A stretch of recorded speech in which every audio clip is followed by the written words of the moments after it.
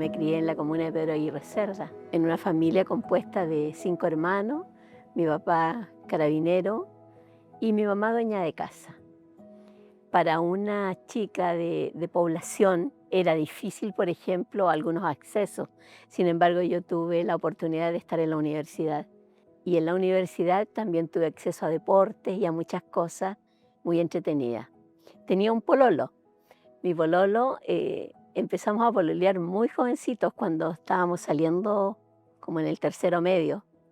Y, y con ese pololo continuamos la vida, pasándolo bien, íbamos a fiestas, disfrutábamos, no mucho, porque también habían restricciones de horario en aquel tiempo. En mi tiempo de adolescencia y de juventud teníamos toque de queda, entonces era difícil, pero yo conseguía permiso y podía quedarme en la casa de algunos amigos muy pocas veces, porque con un papá policía era difícil. Bueno, la cosa es que ya llegados los 80 llegó el tiempo de la universidad y allí nos casamos con Antonio. Este pololo que había venido de la población, de casi 10 años de pololeo, finalmente me pidió matrimonio y nos casamos. Yo tenía bastante miedo, ¿no?, del matrimonio, porque no sabía, tenía temor porque ahí en la población veía tantos ejemplos de matrimonio y vecinos que su matrimonio era muy terrible. Yo decía: "Ay, no quiero que eso me pase a mí, no quiero que mi esposo sea le guste el trago", y tenía todos esos dilemas. Finalmente dije que sí y nos casamos. Cuando nos casamos, a los pocos meses, yo trabajaba en la en la Universidad Técnica del Estado, que después pasó a llamarse Universidad de Santiago. Un día, estando en mi oficina en la universidad, un joven me invitó a una reunión cristiana. Yo dije: "Yo voy", porque yo me creía buena, entonces dije: "Ah, eso es como para mí, ir a una reunión cristiana", y como también te daba cierto nivel. Yo siempre andaba buscando cómo tener un estatus mejor, porque tenía como un estigma de venir de una población, entonces quería como escalar, quería como y eso me iba a dar un cierto estatus. No tenía idea lo que iba. Entonces, me acuerdo que llegué a esa reunión en una sala de la universidad muy grande, que habían como 200 personas, y esta sala tenía escalones. Todavía existe la sala, se llama Paraninfo, que era una sala para hacer conferencias. Me dijeron que iba a haber una persona, un profesor, que iba a dar una charla cristiana. Cuando yo entré en ese lugar, en esa sala, lo primero que miré fue la testera. Tenía una testera y había una Biblia encima. Y a mí me pareció bien porque como me habían dicho que era algo cristiano, yo dije, está bien que haya una Biblia. Entonces, esta persona, este profesor empezó a la charla, la sala llena, mucha gente y había muchas personas que me conocían a mí ahí. Entonces, él empezó a hablar, abrió la Biblia y empezó a hablar acerca del amor. Nunca olvidaré lo que él leyó. Leyó una carta del apóstol Pablo a los Corintios, en el capítulo 13, y empezó a leer que el amor era benigno, que el amor era sufrido, que el amor era bueno, que no hacía nada indebido, que todo lo cree, que todo lo soporta y que nunca deja de ser. Y yo pensaba, yo ya a esa altura yo empecé a llorar, porque yo me creía buena y cuando me vi confrontada que amor era eso, yo me dije a mí misma, yo no lo tengo, yo no tengo ese amor. Pero ¿cómo si yo creo en Dios? Y toda esta lucha en mi mente, mientras miraba a mi alrededor y todos estaban como pegados en sus asientos. Y el profesor siguió hablando, después me enteré que él era un pastor, él siguió hablando acerca del amor y hablaba de que el amor no miente. Entonces yo inmediatamente tomaba como que eran todas las palabras dirigidas a mí. Yo decía, ¿cómo el amor no miente? Y yo miento. A mi propio marido le miento y estoy recién casada. Él me pregunta una cosa y le digo otra. Y esas son mentiras. Entonces empecé a sentirme tan culpable y no entendía por qué. Y lloraba y lloraba y lloraba y en mi asiento pero me consolé un poco al darme cuenta que al lado había un joven que lloraba también. Y después miré hacia allá y había otro joven, otra niña y más allá. Bueno, la cosa es que llegó un momento en que el predicador dijo, si tú quieres tener este amor, tienes que dar un paso. Y ese paso es arrepentirte, arrepentirte de todos tus pecados, arrepentirte de lo malo que has hecho y volverte a Dios.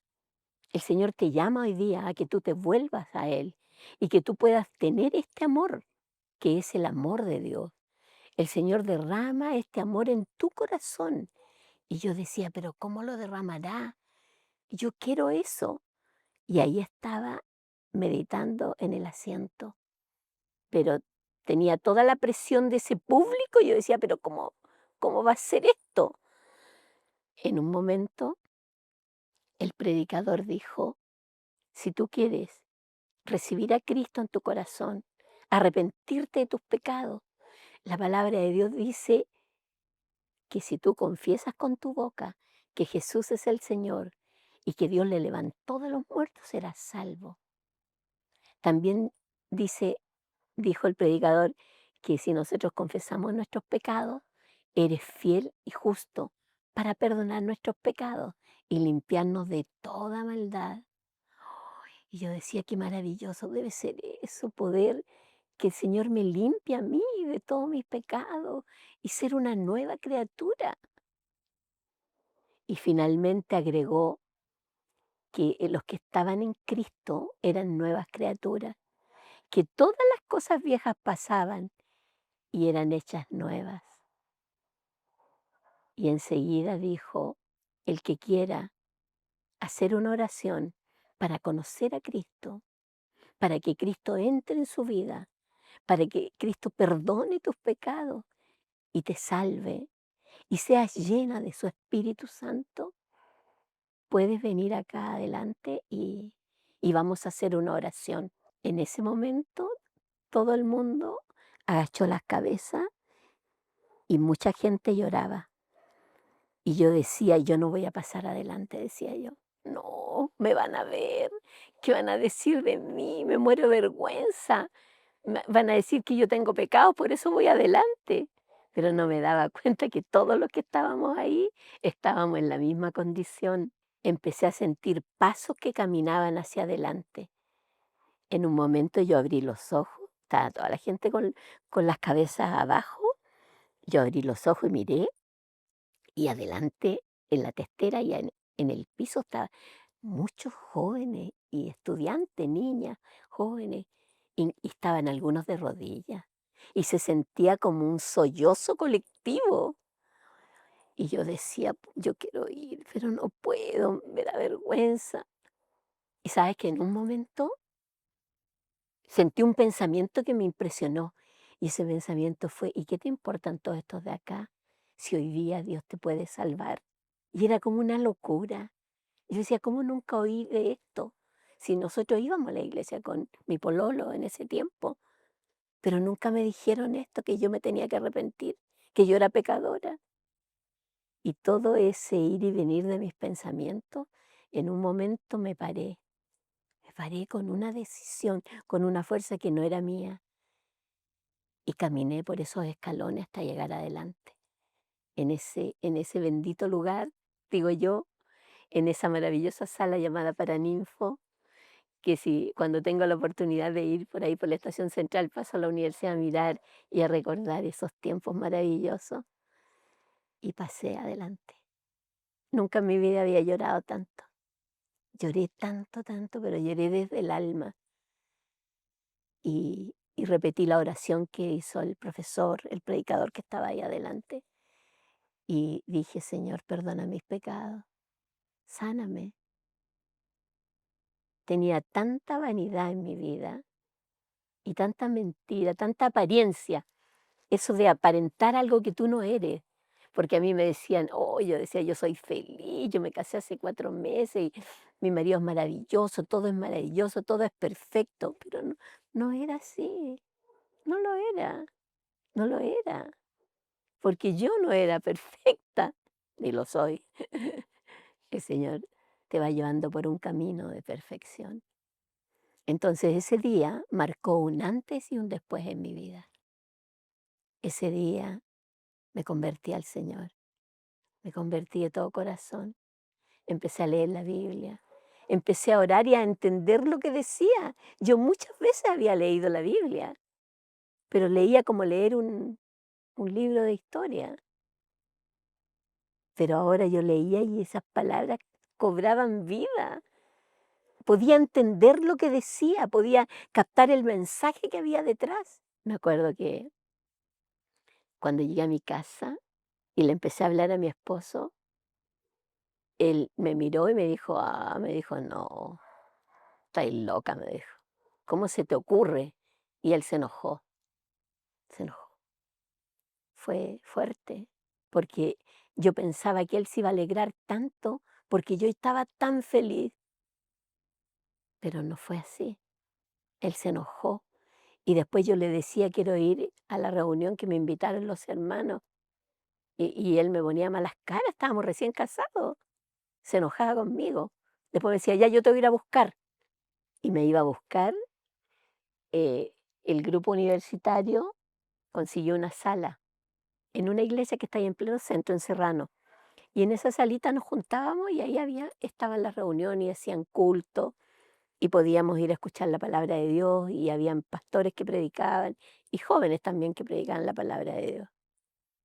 Y así empezó mi vida cristiana, con el primer escollo de mi esposo. Mi esposo me decía, me cambiaron a mi señora.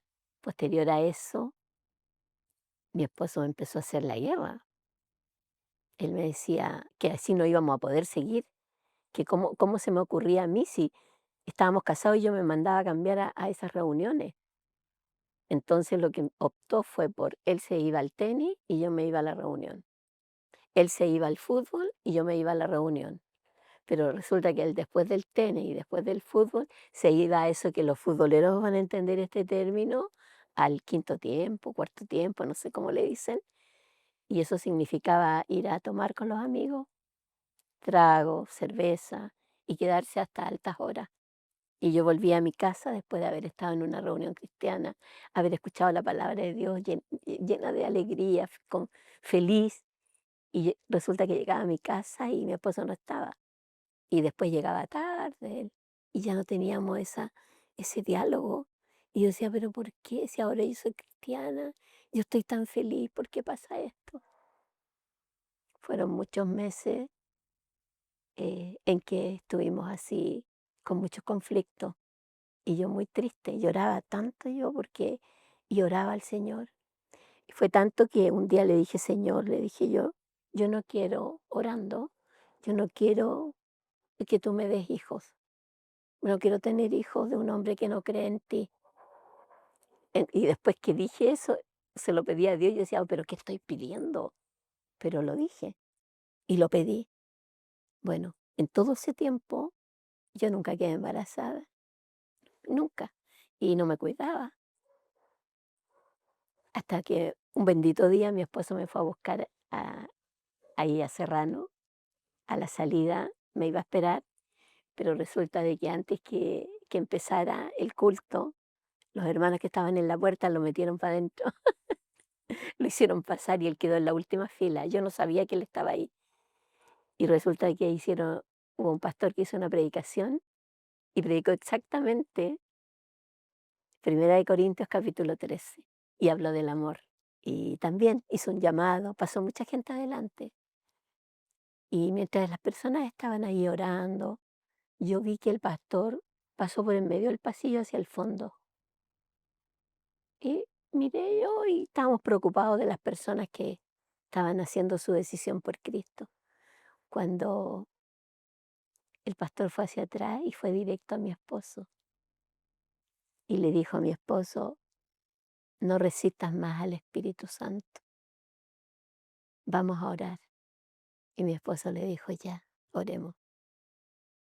Y ese día fue el día más grandioso de mi vida, cuando mi esposo pudo rendirse a los pies del Señor, reconocer que era pecador y pudo tener la salvación como la tuve yo. Y desde ese tiempo, al año después, y yo quedé embarazada. Y yo le había pedido a Dios, le había dicho, y cuando me des un hijo, dame un varón, y yo le voy a poner Israel, como tu pueblo. Me emociona recordar, porque al año quedé embarazada y nació Israel, mi hijo mayor. Y desde ese tiempo hasta ahora hemos servido al Señor. Han pasado muchas cosas, pero yo lo único que puedo decir es que hasta aquí Dios nos ha ayudado, hasta aquí nos ha cuidado, hasta aquí nos ha bendecido. Y no hemos estado exentos de situaciones difíciles, enfermedades. Después que nació Israel, pasaron 4 años y yo hice una segunda oración a Dios y le dije, Señor, dame una niñita. Me gustaría tener una pareja, Señor, una parejita y no más, porque Antonio y yo somos técnicos, entonces no vamos a tener tanto dinero para educar hijos, pero dame una niñita. 4 años después que nació Israel, el Señor me dio una niñita. Y cuando yo le pedí la niña al Señor, le dije, voy a ponerle Shalom, porque va a ser una señal, Señor, entre tú y yo, de paz. Shalom significa paz, paz de Dios. Y bueno, me embaracé a los 4 años después y nació mi hija, Shalom. El Señor es fiel y no sé por qué me concedió ese deseo que yo tenía de tener una niña y le puse Shalom. Así que tengo a Israel, Shalom. Pero el Señor siempre nos sorprende. Pasó un tiempo, 4 años más, como que cada 4 años me venía la fertilidad. Yo le había dicho al Señor, Señor, con 2 hijos es suficiente, yo quiero servirte, quiero tener el tiempo y si son más niños me va a costar mucho. Y trabajamos Antonio y yo, cómo los vamos a educar, cómo los vamos a atender, como tú nos enseñas que atendamos a nuestros hijos. Entonces yo me quedé feliz con mis 2 niños y así seguimos la vida, predicando, haciendo la obra del Señor. No quiero olvidar que a nosotros nos tocó estar predicando en el Paseo Ahumada cuando estábamos en el tiempo de dictadura. No se podía hacer aglomeraciones de personas en ningún lugar, pero nosotros íbamos ahí y a veces nos llevaban a la micro. Pero después que se daban cuenta que éramos personas que estábamos hablando de Dios, nos soltaban. Bueno, la cosa es que a los 4 años después quedé embarazada nuevamente. Y cuando yo quedé embarazada y me hice el test y todo, yo lloré. Lloré y yo dije, Señor, ¿cómo voy a criar a este hijo? Son 3, son muchos. Pero después me arrepentí y le pedí perdón a Dios. Yo no sabía lo que era porque como no se lo había pedido al Señor, entonces ese día estábamos en la universidad, estábamos en el segundo piso ahí en la FAE, en la Facultad de Administración donde yo estaba. Y llegó una amiga cristiana y le conté que estaba embarazada, que yo no sabía lo que era. Y, y ella me dijo, oremos. Y oró conmigo la Belinda. Belinda se llamaba mi amiga. Oramos y después nos despedimos. Y cuando yo iba bajando las escaleras de la facultad, en el pasto había botado algo celeste. Y yo me agacho y lo recojo y era un botín de bebé celeste. Yo tomé ese botín y miré al cielo y dije, Señor, es un niño, es un niño. Y tomé ese botín y cuando llegué a mi casa le dije a mi esposo, mira lo que me encontré, ya sé lo que el Señor nos mandó, mira, y le muestro el botín celeste. Y mi esposo me dijo, Cristi, se va a llamar Gabriel, porque Gabriel significa enviado de Dios. Y como tú no lo pediste y yo tampoco, este niño es un niño que Dios nos está enviando para bendecirnos. Y así fue. Nació Gabriel Andrés, el enviado. Fue un niño maravilloso, pesó 4,5 kilos, tenía 2 dientes cuando nació y nunca se enfermó, nunca. Fue un niño totalmente sano. Hasta el día de hoy es muy sano. Ese niño, el niño del botín celeste, ahora actualmente tiene 33 años y hasta aquí nos ha ayudado el Señor. Ha sido una vida hermosa. Les decía que no exenta de dificultades, porque cuando Shalom tenía 8 años, enfermó gravemente, gravemente de muerte, porque le atacó un estafilococo dorado al torrente sanguíneo. Entonces ese día estábamos en el hospital Salvador, había un grupo de hermanos, estábamos de rodillas en la antesala esperando qué decía el doctor. En un momento salió el médico, el doctor Artázar, y nos dijo, váyanse, porque ya no hay nada que hacer. Si algo pasa, yo les aviso, pero no estén acá. Y nos echó. Vengan mañana, dijo, temprano, desde las 6 de la mañana, les puedo dar noticias. Cuando nosotros nos vinimos de allí, a mi hija le dio un paro respiratorio y ahí estuvo a punto de morir. Y, pero no fue así, porque Dios tenía otros planes. Al día siguiente, cuando llegamos, salió el doctor Artázar, Arteche, salió y nos abrazó. Nosotros ya estábamos ahí a las 6 de la mañana y nos dijo, ocurrió un milagro, porque el estafilococo se desapareció, se fue por el torrente sanguíneo y no sabemos dónde se fue, pero no está en ninguna parte. Y la niña se recupera. Así que ahora pueden pasar a verla. Y nos dejaron entrar a la UCI. Cuando no me acerqué a la cama, mi hija de 8 años, una niña, ya se da cuenta de las cosas, me dice, mamá, me dice, anoche vino el Señor. ¿Qué le digo yo? Sí, me dijo, vino. ¿Pero cómo? Sí, me dijo, se paró ahí en mi cama. ¿Y qué te dijo? No, no me dijo nada, solo me miró, pero después pasó a la camita del lado y se llevó al niñito que estaba al lado.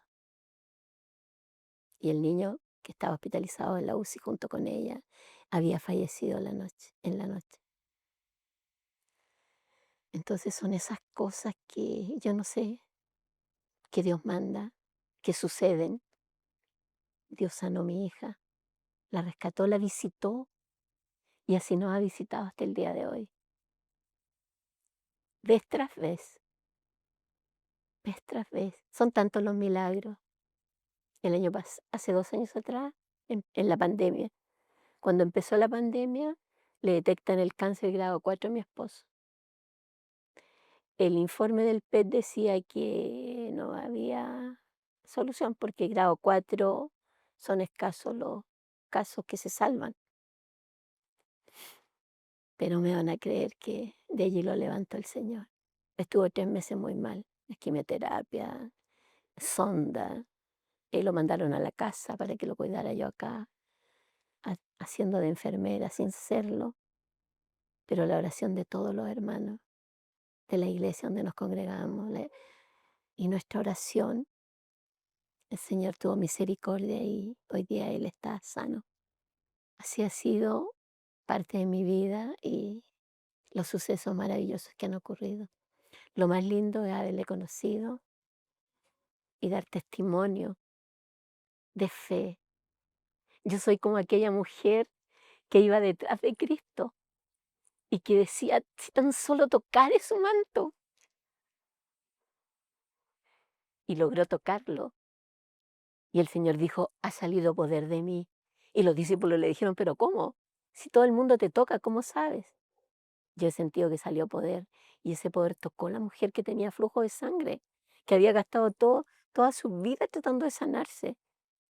Pero el Señor la sanó y Dios sanó mi alma, limpió mis pecados, sanó mi vida y ha sido milagroso en todo este recorrido. En tu recorrido como cristiana, ¿cuáles han sido los procesos o el proceso más difícil en el que han tenido que estar o pasar como familia? Fue en esta iglesia que nació en la universidad, que fue el Movimiento Revolución de Jesucristo, que después se llamó la Iglesia Teocrática. Nosotros conocimos al Señor allí, éramos revolucionarios, Cristo transformó nuestras vidas, queríamos cambiar el mundo, pero llegó un punto que esta iglesia creció tanto que yo recuerdo que ya éramos 900 personas y arrendamos un teatro, un ex teatro ahí en Macul. Entonces, en una ocasión, yo ocupaba, era diácono en esa iglesia, entonces tenía acceso a ciertas informaciones. Y en una ocasión supimos que habían conflictos, que habían abortos, que habían infidelidades de parte del pastor y fue una cosa muy dura, muy dura. Cuando en la iglesia se enteraron que yo sabía eso, nos persiguieron de la manera más brutal que ustedes se puedan imaginar. Yo venía saliendo de mi oficina, yo soy secretaria bilingüe, ya no estaba en la universidad. Yo en la universidad trabajé 17 años y venía saliendo de mi oficina ahí en Providencia y de repente siento un golpe en la cabeza y caigo al suelo. Y yo iba con tacos, con un abrigo largo porque era invierno y me golpean la cabeza y yo caigo al suelo. Y en el suelo me patearon y me dejaron caer un balde de agua, de barro, no sé lo que era, yo no sé que algo me mojó, pero yo estaba semi inconsciente botada en el suelo. En ese instante dobla un auto policial, justo ahí por Eleodoro Yáñez, donde yo iba. Y estas personas que me atacaron arrancaron y yo ahí en el suelo, yo sangraba porque el golpe me lo dieron en el parietal. Bueno, después ahí en la posta, que los carabineros me llevaron ahí al Salvador, me pusieron los puntos todo y era una contusión en el parietal izquierdo. Y bueno, eso fue horrible, porque yo llegaba a mi casa y mi esposo y nos acostábamos y tiritábamos porque pensábamos que nos iban a ir a pegar, que nos iban a ir a asaltar porque nos empezaron a amenazar por teléfono. Eh, Otro día mi esposo iba hacia su oficina en Apoquindo con su maletín y los planos, el rollo de planos, él es dibujante técnico. En ese tiempo todavía no existían los computadores, o sea, todavía no estaban trabajando con computadores, todavía seguían en tablero. Entonces él iba caminando por Apoquindo, había estacionado su auto y venía un grupo de personas con ropa deportiva como trotando, eran como 7 personas, hombres. Y justo cuando llegaron al lado de mi esposo, lo toman y lo empiezan a patear en el suelo. Resulta que los que lo patearon y lo dejaron botado ahí en el suelo eran hermanos, hermanos de la congregación. Lo dejaron herido, él como pudo se arrastró hasta llegar a la puerta del edificio donde él trabajaba y ahí lo atendieron. Y estas personas con spray rayaron los vidrios del edificio, que eran vidrios que tenían como 3 metros de altura, todo el frontis del edificio. Bueno, ahí mi esposo pensó, hasta aquí se me acabó el trabajo. Y sin embargo, su jefe, por el testimonio que Antonio tenía en su trabajo, lo llamó y le dijo, Antonio, eran tus hermanos, ¿verdad? Le dijo así, como irónicamente. Sí, le dijo, eran ellos. Y mi esposo le contó lo que pasaba, que porque nos estaban persiguiendo. Y el jefe le dijo, ¿sabes? No te preocupes. Hoy día mismo mando a cambiar esos vidrios y, y aquí tienes a tu gente que te quiere de verdad, le dijo. Y recibió Antonio el apoyo y el sustento y la contención que necesitábamos en esos momentos. Ese fue el segundo. Y el tercer evento fue más terrible. Nosotros teníamos un departamento ahí en la Florida. Como estaban así las cosas de difíciles, en los fines de semana nos íbamos a la playa, a la casa de los padres de Antonio. Entonces ese día viernes nosotros llegamos temprano, yo salía como a las 5, así que llegamos a la casa, pescamos los niños, los subimos al auto y cuando íbamos doblando por una calle por detrás de la municipalidad, aparece una turba de personas y nos atacan en el auto y nosotros con los 3 niños adentro.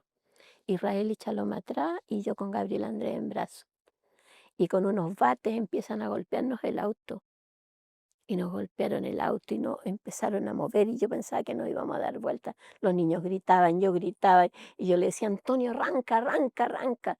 Finalmente Antonio acelera y el auto casi se da vuelta y de ahí logramos escapar. Eso es tan doloroso y me cuesta contarlo porque es algo que no edifica a nadie, pero fue lo que nosotros vivimos. Fue terrible. Wow. Bueno, después de eso, nosotros tuvimos que salir de ese departamento y nos compramos esta casa acá en Peñarolén y nos alejamos de todo. Nosotros estuvimos como 2 años sin congregarnos. Orábamos cada día al Señor. Estábamos espantados, teníamos pánico, teníamos terror. Yo no podía andar sola en la calle. Es una cosa que te queda como para siempre, porque hasta el día de hoy yo no ando, cuando camino por la calle y siento pasos detrás, me asusto todavía, como que me trae eso, que como con como un trauma, una cosa fuerte. Y mis hijos, el mayor, cuando pasó esto, él tenía 14, la Chalón tenía 10 y Gabriel Andrés tenía 6. Ellos se acuerdan. Entonces después fueron procesos, pero como Dios es fiel, mis hijos están en la iglesia y alaban a Dios con nosotros. Eso es lo más grande porque yo pensé que ellos nunca iban a querer entrar a una iglesia porque mis hijos escuchaban la palabra pastor y querían salir arrancando. Así que eso, Increíble. así fue. Muchas gracias, Cristina, por compartir. Quería preguntarte si, porque muchas personas quizás van a escuchar este testimonio y se van a cuestionar quizás la congregación donde están. ¿Cuáles podrían ser algunas señales que tú viste y que a lo mejor podría identificar como malas señales que se dan dentro de un culto, dentro de un grupo de jóvenes o de personas que tú entiendes que no son buenas señales? Bueno, la primera cosa es que en una iglesia nunca debe haber una pura voz que mande. Siempre tiene que haber un presbiterio, siempre tiene que haber un grupo de hermanos por donde pasen todas las situaciones de la iglesia, porque cuando esta organización como episcopal se dice cuando es uno solo el que manda y todas las órdenes se emanan de allí y todo el resto se somete. Nosotros tenemos que estar en iglesias libres porque Cristo nos hizo libres y tenemos que tener especial cuidado que cualquier cosa que no esté en la palabra de Dios, esa es la mejor fuente y referencia que yo debo tener. Ese es nuestro manual. Si hay conductas que nosotros observemos, ya sea en los pastores, los presbíteros, los diáconos o en los mismos hermanos, que, que se contradicen a lo que nos enseña la palabra de Dios, uno inmediatamente debe parar antena y salir de ahí o simplemente denunciar. Nosotros denunciamos y nos pasó lo que les conté, pero no debemos tener temor porque Dios es más poderoso. El Señor es poderoso y es justo y a su tiempo Él hace justicia. Él tiene procesos para la vida de las personas. Nosotros vivimos nuestro proceso y el Señor no perdimos la fe porque Él estaba con nosotros. Nuestra fe era genuina, nosotros creíamos en Él, actuamos bien, conforme a su palabra. Entonces hay que prestar mucha atención. Orgullo, vanagloria, personas que quieren figurar como cristiano. Yo te digo una cosa, a ti que me estás escuchando, una pregunta. ¿Qué motiva tu acción? ¿Qué motiva? ¿Tú estás tocando música porque quieres lucirte a ti mismo o tú quieres adorar a Dios? ¿Tú estás sirviendo en un área administrativa de la iglesia para demostrar todos los talentos que tú tienes o para servir a Dios, reconociendo que todo lo que tienes, que todo lo que eres es don de Dios y que Dios nos ha capacitado con diferentes cosas, dones, aptitudes, habilidades, pero todo lo que Dios nos da es para servirlo a Él, no para vanagloriarnos. Entonces una señal muy clara es cuando vemos vanagloria, cuando vemos destacados personalismos o yo soy así y siempre voy a ser así. No, Dios transforma las vidas, Dios cambia y eso se nota, se tiene que notar. Cuando hay Dios, cuando hay Espíritu Santo, hay humildad, hay perdón, hay amor, hay trato suave, hay gozo. ¿Cómo se puede volver a confiar en hermanos después de lo que pasó? Bueno, yo pensaba que nunca más iba a poder confiar, pero la clave es que yo no debo confiar en los hermanos, yo debo confiar en Dios. Esa es la diferencia. Yo debo confiar en Dios. Y así como yo me puedo equivocar, también hay personas que se equivocan, pero debe haber un arrepentimiento genuino y como dice la Biblia, deben haber frutos dignos de arrepentimiento. Se debe notar. Una persona puede cometer un pecado, pero abogado tenemos para con el Padre, a Jesucristo el justo, y Él es la propiciación por nuestros pecados. Pero no es para vivir nuevamente en el pecado, es para vivir en un proceso de santificación, de sanación, de conducta, de fe, de amor, y eso se nota. Tú contabas que fue muy difícil para tu hijo volver a la iglesia. Fue solamente un milagro de Dios, porque pasaron hartos años, mis hijos tuvieron la ocasión, la oportunidad de viajar al extranjero a estudiar. El mayor estuvo, primero fue a Estados Unidos a estudiar cuarto medio y después estudió topografía en la universidad en el País Vasco, estuvo como 4 años allá. Yo me acuerdo que el primer tiempo que estaba en España, mi hijo me escribía, en ese tiempo no teníamos mail todavía, no teníamos WhatsApp, nada de eso, pero él me mandaba cartas y me decía, mamá, por aquí no hay iglesias en kilómetros a la redonda, me decía él. Y bueno, igual siempre nosotros hablándole de Dios y todo, pero él estuvo harto tiempo allá. Y cuando volvió ya no quería saber nada de la iglesia. Y ahora después de adulto, viendo él solamente nuestro testimonio, que nuestra fe nunca cambió y poco a poco él se empezó a acercar y orando siempre por ellos. Yo pensaba que nunca iban a morir, él nunca renegó de Dios, nunca renegaron de Dios ninguno de los tres, pero se mantenían allí a una distancia. Yo decía, mantienen una distancia para no ser dañados, pero el Señor sanó sus corazones y ellos tienen una fe linda, son personas lindas en el Señor. Por último, Cristina, cuando les sucedió todo esto, esta persecución, esto, espiritualmente, ¿cómo lo vivieron? Mira, nosotros sin entender ni saber cuándo iba a terminar esta pesadilla, porque fue una pesadilla, nosotros lo único que hacíamos era lo que sabíamos, que era orar y leer la Biblia, orar y leer la Biblia. Y una cosa que nos ayudó mucho es que Antonio, él siempre iba a visitar la cárcel de Puente Alto. Entonces en la cárcel él predicaba a la gente, le hablaba de Cristo. Entonces eso también nos ayudó porque nos mantenía pegadas a Dios, pegados a Dios. Nos mantuvimos orando, nos mantuvimos leyendo la Biblia y no sabíamos qué iba a pasar, sino que estábamos allí nomás. Y tampoco recibíamos como una señal del cielo que nos dijera vayan por aquí, vayan por allá, sino que fue un tiempo de silencio, un tiempo que nos sirvió para mucha reflexión y también para unirnos como familia, como pareja, porque cuando tú estás en un movimiento revolucionario, lo que importa es la causa, ¿no? Entonces uno va olvidando que tiene familia, que tiene esposo, esposa y que tienes 3 hijos, ¿te fijas? Entonces a nosotros nos cohesionó el Espíritu Santo de Dios, que nunca nos dejó. En tu testimonio, Cristina, hay dos sanaciones que son tremendas.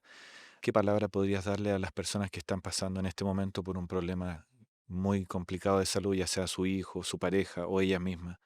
Bueno, con respecto a la enfermedad de Antonio, el cáncer, cuando el médico dijo, vio el PET, que es el informe que le hacen para ver hasta dónde están las células cancerígenas distribuidas por el cuerpo, el médico me dijo, con este PET, eh, tu esposo ya no debería estar aquí.